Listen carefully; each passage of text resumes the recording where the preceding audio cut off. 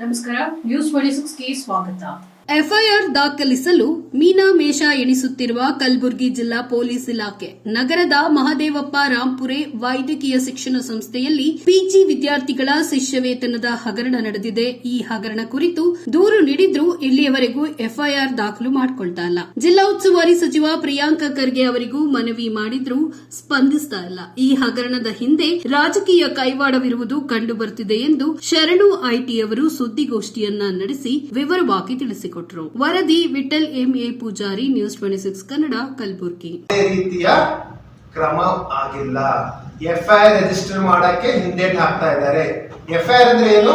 First information report. ಅಂದ್ರೆ ಪೊಲೀಸರಿಗೆ ಯಾರಾದ್ರೂ ಅಗ್ರೀಡ್ ಪರ್ಸನ್ ಇರಬಹುದು, ಥರ್ಡ್ ಪಾರ್ಟಿ ಇರಬಹುದು, ಯಾರೇ ಒಂದು ತೊಂದರೆ ಆಗಿದೆ, ತೊಂದರೆ ಆಗ್ತಾ ಇದೆ ಅಂತಂದ್ರೆ ದೂರು ನೀಡೋ ಮೂಲಕ ಅವರು ಆ ಕೇಸನ್ನ ಎಫ್ಐಆರ್ ಮಾಡ್ಕೊಳ್ಳೋ ಮುಖಾಂತರ ಫಸ್ಟ್ ಇನ್ಫಾರ್ಮೇಶನ್ ರಿಪೋರ್ಟ್ ಅನ್ನ ಬರೆದ್ಬಿಟ್ಟು ಕೋರ್ಟಿಗೆ ಕಳಿಸ್ತಾರೆ ಮತ್ತೆ ಮುಂದಿನ ತನಿಖೆ ಮಾಡ್ತಾರೆ. ನಾನು ಇಷ್ಟು ಕೇಳಕ್ ಇಷ್ಟಪಡ್ತೀನಿ. ಕಾಂಗ್ರೆಸ್ ಸರ್ಕಾರ ಕರ್ನಾಟಕ ರಾಜ್ಯದಲ್ಲಿ ಅಸ್ತಿತ್ವಕ್ಕೆ ಬಂದಿದೆ 8-9 ತಿಂಗಳಾಯ್ತು. ತಾವು ಹೆಂಗ್ ಅಧಿಕಾರ ನಡೆಸ್ತಾ ಇದ್ದೀರಂತ, ಇದು ರಾಜಕೀಯವಾಗಿ ಮಾಡಬಾರದು ಅಂತ ನಾನು ಇಲ್ಲಿವರೆಗೂ ನಾನು ಹುಡುಗರ ಪರವಾಗಿ ಹೋರಾಟ ಮಾಡ್ತಾ ಇದ್ದೀನಿ. ಬಟ್ ನನಗೆ ಹೆಂಗಾಗ್ತಾ ಇರೋದು ಸಿಚುವೇಶನ್, ರಾಜಕೀಯವರು ಇದನ್ನ ಮುಂದೆ ಹೋಗಕ್ ಬಿಡ್ತಾ ಇಲ್ಲ. ಅದಕ್ಕೋಸ್ಕರ ನಾನು ಓಪನ್ ಆಗಿ ಬರ್ಬೇಕಾಗಿದೆ. ಈ ರೀತಿಯಾಗಿ ಏನಂತಂದ್ರೆ ಕಾಂಗ್ರೆಸ್ ಅವರು ಇಲ್ಲಿವರೆಗೂ ಯಾವುದೇ ರೀತಿ ಇದಕ್ಕೆ ಮೂವ್ ಆಗಕ್ ಬಿಡ್ತಾ ಇಲ್ಲ ಅಂತ ನನ್ನ ಸೋರ್ಸ್ ಹೇಳುತ್ತೆ. ಏನಂತಂದ್ರೆ ಯಾಕಂತಂದ್ರೆ ನಾರ್ಮಲ್ ಪರ್ಸನ್ ಯಾರೇ ಆಗಿರ್ಬೋದು ಹೋಗ್ಬಿಟ್ಟು ದೂರು ಕೊಟ್ಟಾಗ ತಗೊಳ್ತಾರೆ, ಎಫ್ಐಆರ್ ಮಾಡ್ತಾರೆ. ಯಾಕೆ? ಪೊಲಿಟಿಕಲ್ ಪ್ರೆಷರ್ ಇಷ್ಟ. ಈಗ ಕಾಂಗ್ರೆಸ್ ಸರ್ಕಾರ ಇದೆ ಅಂತಂದ್ರೆ ಪೊಲಿಟಿಕಲ್ ಪ್ರೆಷರ್ ಇಷ್ಟ ಮಾಡ್ತೀರಾ? ನನ್ನ ಕ್ವಶನ್. ಯಾಕಂತಂದ್ರೆ ಈ ಹಿಂದೆ PSS ಸ್ಕ್ಯಾಂಡಲ್ ಆದಾಗ ನಾನು ಹೋರಾಟ ಮಾಡಿದ್ದೀನಿ.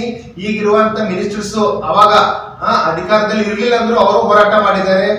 ಡೈಲಿ ಪ್ರೆಸ್ ಮೀಟ್ ಮಾಡಿದ್ದಾರೆ, ಸ್ಟೇಟ್ಮೆಂಟ್ ಕೊಟ್ಟಿದ್ದಾರೆ, ಆಡಿಯೋ ಬಿಡುಗಡೆ ಮಾಡಿದ್ದಾರೆ, ಎಲ್ಲ ಮಾಡಿದ್ದಾರೆ.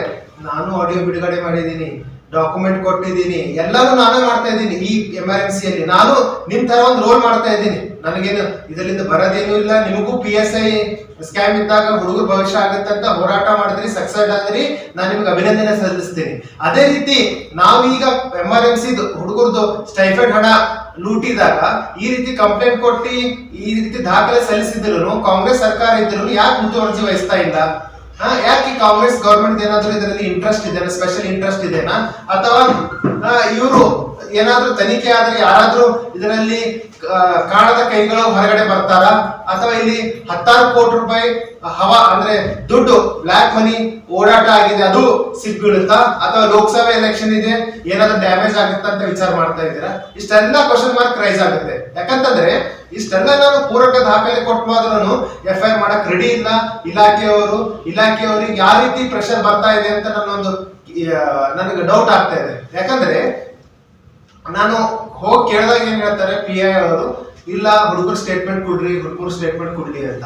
ಸರ್, ನನ್ನ ಹತ್ರ 90 ಜನ ಹುಡುಗರು ರೆಸ್ಪಾನ್ಸ್ ಡಾಕ್ಯುಮೆಂಟ್ಸ್ ಕೊಟ್ಟಿದ್ದೀನಿ, ಬ್ಯಾಂಕ್ ಪಾಸ್ಬುಕ್ಸ್ ಡೀಟೇಲ್ಸ್ ಕೊಟ್ಟಿದ್ದೀನಿ, ಸುಮಾರು 20 ಜನದು.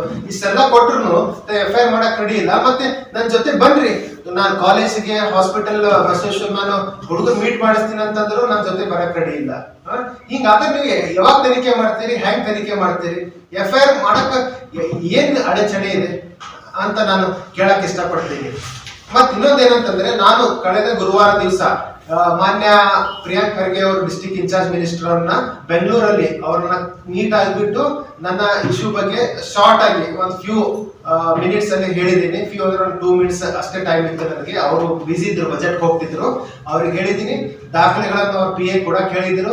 ನಾನು ಹೋಗ್ಬಿಟ್ಟು ವಿಕಾಸ್ ಸೌಧದಲ್ಲಿ ಅವ್ರ PA ನ ಮೀಟ್ ಆಗಿಬಿಟ್ಟು ಕೊಟ್ಟಿದ್ದೀನಿ. ಆ ದಾಖಲೆಗಳನ್ನು ಕಲಬುರಗಿ ಕನೆಕ್ಟ್ ಅಲ್ಲಿ ಅಪ್ಲೋಡ್ ಮಾಡಿದ್ದಾರೆ. ಅದು ಮುಂದಿನ ಕ್ರಮಕ್ಕಾಗಿ ಪೊಲೀಸ್ ಕಮಿಷನರ್ ಅವರಿಗೆ ರೂಟ್ ಮಾಡಿದ್ದಾರೆ.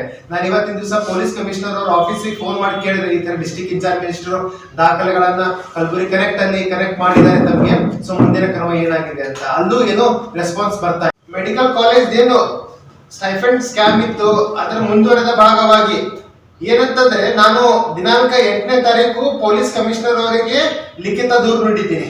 ಏನಂತಂದ್ರೆ ಲಿಖಿತ ದೂರು ಏನ್ ನೀಡಿದ್ದೀನಿ ಅಂತಂದ್ರೆ, ಈ MRMC ಮೆಡಿಕಲ್ ಕಾಲೇಜ್ ಅಲ್ಲಿ ಏನು ಸ್ಟೈಫಂಡ್ ನೀಡ್ತಿದ್ರು, ಅವ್ರ ಅಕೌಂಟಿಗೆ ಹಾಕ್ತಿದ್ರಲ್ವಾ, ಆ ಹಣನ ವಿಡ್ರಾ ಮಾಡ್ಕೊಂಡಿದ್ದಾರೆ. ಸ್ಟೂಡೆಂಟ್ಸ್ ಎಂಟಿ ಲೀಫ್ ಚೆಕ್ ಬುಕ್ ಪೂರಾ ಹೊಸ ಮಂದಿ 282 ಜನದು ತಗೊಳ್ಳೋದ್ರ ಮೂಲಕ ಯಾವ ಸ್ಟೈಪೆಂಡ್ ಅಮೌಂಟ್ ಅವರಿಗೆ ಅಕೌಂಟಿಗೆ ಹಾಕ್ತಾರ 3 ತಿಂಗಳದು 4 ತಿಂಗಳದು ಅಂದ್ರೆ 1,80,000 2 ಲಕ್ಷ ಈಗ ಒಬ್ಬರು ಕ್ಯಾಂಡಿಡೇಟ್ ವಾಪಸ್ ವಿಡ್ರಾ ಮಾಡೋದನ್ನ ಈ ಅಕೌಂಟ್ ಸ್ಟೇಟ್ಮೆಂಟ್ಸ್ ಹುಡುಗರದ ಅಕೌಂಟ್ ಸ್ಟೇಟ್ಮೆಂಟ್ಸ್ ಏನಿದೆ ಅಲ್ವಾ, ಈ ಅಕೌಂಟ್ ಸ್ಟೇಟ್ಮೆಂಟ್ ಒಂದಲ್ಲ ಎರಡಲ್ಲ ಸುಮಾರು 10 ಅಕೌಂಟ್ ಸ್ಟೇಟ್ಮೆಂಟ್ ಕೊಡೋದ್ರ ಮೂಲಕ ನಾನು ದೂರನ್ನು ನೀಡಿದ್ದೇನೆ. ಅದು ಅಲ್ಲದೆ ಸುಮಾರು 90 ಜನ ಹುಡುಗರು ನನಗೆ ಮೇಲ್ ಮುಖಾಂತರ ಅವ್ರ ಇಮೇಲ್ ಐಡಿ ಮುಖಾಂತರ ರೆಸ್ಪಾನ್ಸ್ ಏನ್ ಕೊಟ್ಟಿದ್ದಾರೆ ಅಂದ್ರೆ ನಮ್ಮ ಸ್ಟೈಫೆಂಡ್ ಹಣನ ವಿಡ್ರಾ ಮಾಡ್ಕೊಂಡಿದಾರಂತೆ. ಐ ಹ್ಯಾವ್ ಡಿಜಿಟಲ್ ಎವಿಡೆನ್ಸ್, ನನ್ನ ಹತ್ರ 90 ಜನದು ಸಾಕ್ಷಿ ಇದೆ. ಏನಂದ್ರೆ ಸ್ಟೂಡೆಂಟ್ಸ್ ಸ್ಟೈಫೆಂಡ್ ಹಣ ಇವರು ಲಕ್ಷಾಂತರ ರೂಪಾಯಿ ಅಂದ್ರೆ ಥರ್ಡ್ ಇಯರ್ ಅವ್ರದ್ದು ಇಲ್ಲಿವರೆಗೂ ಸುಮಾರು 7.5 ಲಕ್ಷ, ಸೆಕೆಂಡ್ ಇಯರ್ ಇರೋರ್ದು ಸುಮಾರು 4 ಲಕ್ಷ ಈ ತರ ದುಡ್ಡನ್ನು ವಿಡ್ರಾ ಮಾಡ್ಕೊಂಡಿದ್ದಾರೆ ಒಬ್ಬೊಬ್ಬರು ಕ್ಯಾಂಡಿಡೇಟ್ ಅಂತ ನನ್ನ ಹತ್ರ ಡಿಜಿಟಲ್ ಎವಿಡೆನ್ಸ್ ಇದೆ. ಏನಂದ್ರೆ ಅವ್ರ ಇಮೇಲ್ ಐಡಿ ಮುಖಾಂತರ ನನಗೆ ರೆಸ್ಪಾನ್ಸ್ ಮೇಲ್ ಗೂಗಲ್ ಫಾರ್ಮ್ ಮುಖಾಂತರ ಕಳಿಸಿರೋದಿದೆ. ಅದು ಬಿಟ್ಟು ಅವ್ರ ಸ್ಟೇಟ್ಮೆಂಟ್ಸ್ ನನಗೆ ಕೊಟ್ಟಿದ್ದಾರೆ, ವಾಟ್ಸ್ಆಪ್ ಮಾಡಿದ್ದಾರೆ. ಇಷ್ಟೆಲ್ಲ ಮಾಹಿತಿಯನ್ನ ನಾನು 8ನೇ ತಾರೀಕು ಪೊಲೀಸ್ ಕಮಿಷನರ್ ಅವ್ರನ್ನ ಭೇಟಿಯಾಗಿ ಸಲ್ಲಿಸಿದ್ದೇನೆ.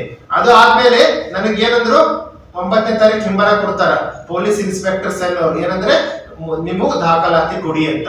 ನಾನು 9ನೇ ತಾರೀಕು ನನಗ ಕೊಟ್ಟ ಬಳಕ ರಾತ್ರಿ 7:30 ಕೊಡ್ತಾರ ನೋಟಿಸ್.